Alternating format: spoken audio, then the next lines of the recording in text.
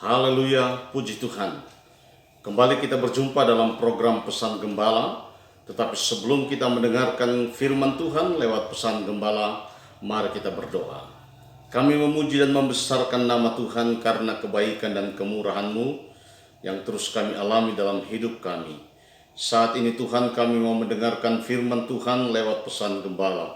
Tetapi sebelumnya kami mendengarkan Tuhan, sucikan, kuduskan, dan layakan kami, sehingga kebenaran firman-Mu menjadi rema dalam hidup kami, dan kami boleh terus menjadi pelaku firman-Mu.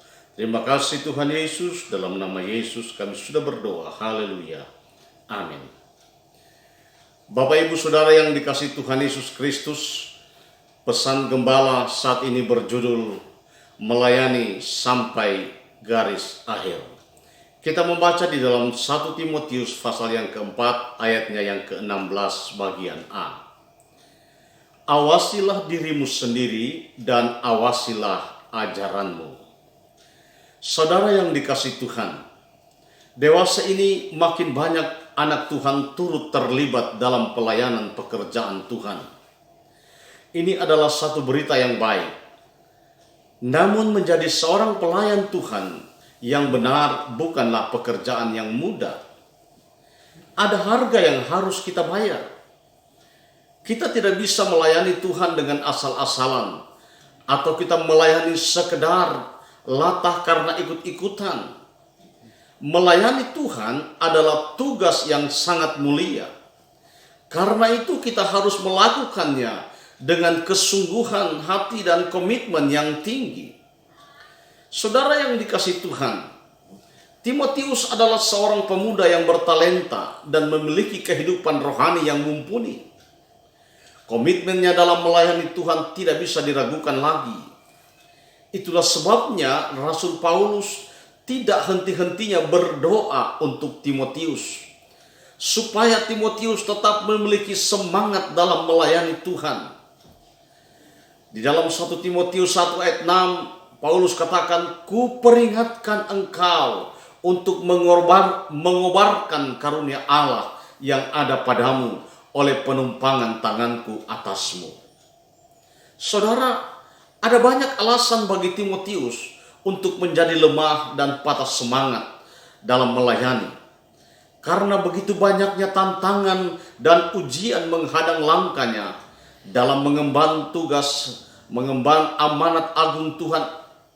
Saudara, apalagi saat itu Paulus selaku pembina rohani sedang dipenjara oleh karena Injil. Secara manusia, mental Timotius pasti terpengaruh dan terganggu. Bapak Ibu Saudara yang dikasihi Tuhan Yesus Kristus, orang berpendapat bahwa orang muda itu masih dalam tanda kutip hijau atau masih minim pengalaman, belum banyak mengenyam asam garam kehidupan, sehingga mereka memandang Timotius dengan sebelah mata. Mereka berpendapat orang muda belum layak menjadi pemimpin rohani. Belum lagi permasalahan yang ada dalam jemaat di Efesus yang begitu kompleks. Ibarat suatu penyakit, maka penyakit jemaat Efesus itu stadium 4 atau sudah sangat kronis. Pada saat itu ada banyak pengajar-pengajar sesat yang menyusup di antara jemaat, menebarkan ajarannya yang menyimpang dari kebenaran Injil, sehingga jemaat mulai terjebak dengan tahyul dan dongeng-dongeng. Rasul Paulus menasihati Timotius, "Jangan seorang pun menganggap engkau rendah karena engkau muda. Jadilah teladan bagi orang-orang percaya dalam perkataan, dalam tingkah lakumu, dalam kasihmu, dalam kesetiaanmu, dan dalam kesucianmu." Inilah tantangan tersendiri bagi Timotius untuk menunjukkan kualitas hidupnya sebagai pelayan Tuhan yang masih muda. Saudara yang dikasihi Tuhan Yesus Kristus, di dalam 2 Timotius pasal 4 ayat 5, Paulus katakan, "Tetapi kuasailah dirimu dalam segala hal, sabarlah menderita, lakukanlah pekerjaan pemberita Injil, dan tunaikanlah tugas pelayananmu." Saudara yang dikasihi Tuhan, Tidak henti-hentinya Rasul Paulus mendorong dan menguatkan Timotius supaya terus maju dalam memberitakan Injil. Memang seyogyanya Timotius meneladani pemimpin rohaninya itu, yang meski dipenjara, tetapi tidak surut semangatnya berkarya bagi Tuhan. Paulus sadar bahwa penderitaan zaman sekarang ini tidak dapat dibandingkan dengan kemuliaan yang akan dinyatakan kepada kita. Itu dia tulis di dalam Roma pasal 8 ayat 18. Sehingga ia dapat menasihati. Di dalam 2 Timotius 4 ayat 2 dia katakan, beritakanlah firman, siap sedialah baik atau tidak baik waktunya. Nyatakanlah apa yang salah, tegurlah dan nasihatilah dengan segala kesabaran dan pengajaran.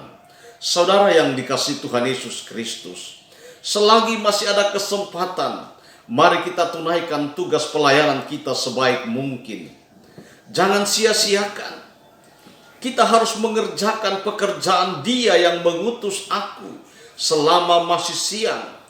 Akan datang malam di mana tidak ada seorang pun yang dapat bekerja.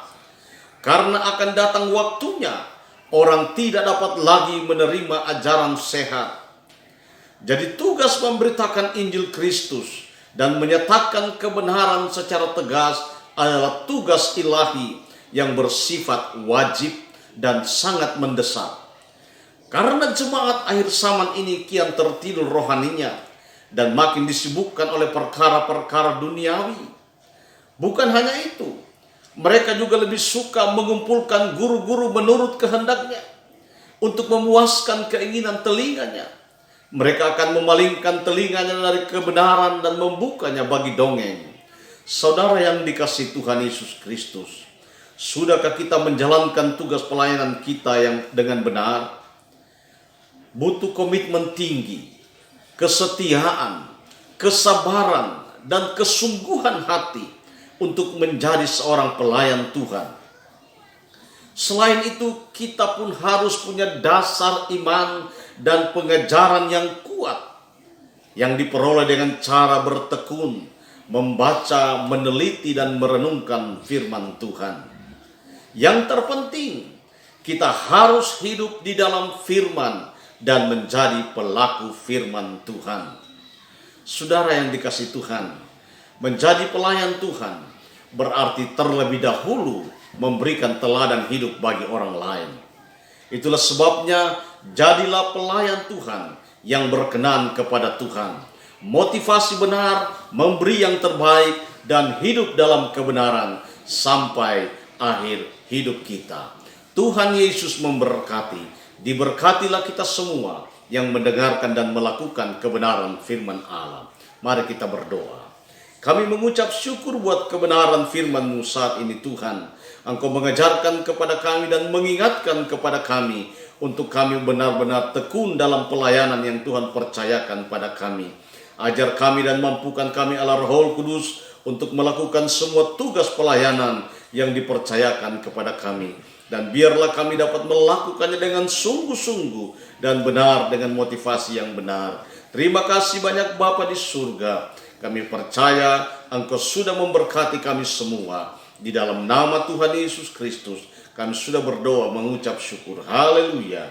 Amin. Saudara diberkati Tuhan lewat program Pesan Gembala. Jangan lupa bagikan juga kepada teman, kepada keluarga, kepada orang lain agar mereka juga mengalami lawatan dan diberkati oleh Tuhan Yesus Kristus. Haleluya. Sampai berjumpa pada program Pesan Gembala berikutnya. Tuhan memberkati kita semua. Amin.